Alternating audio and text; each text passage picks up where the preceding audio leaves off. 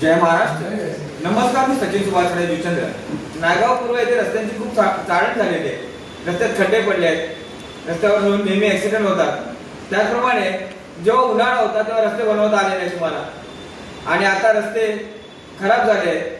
आणि आता 5 तारखेला विद्यार्थ्यांच्या शाळा सुरू होतील. जेव्हा शाळा सुरू होतील तर विद्यार्थी जातील कसे शाळेमध्ये जर रस्ते खराब असतील तर नायगाव पूर्व येथे मी थेट आयुक्तांना सांगतोय की नायगाव पूर्व येथे रस्ते ताबडतोब बनवायला घ्या. आता पाऊस पाण्याचा विचार करू नका.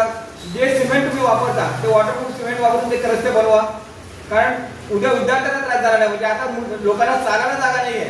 रस्ते इतके खराब आहेत की लोक चिखलातून अक्षरशः जातात आहेत, चिखल तुडत येत आहे आणि रोजचे ऍक्सिडेंट पाहायला मिळतात आहे नायगाव पूर्व येथे.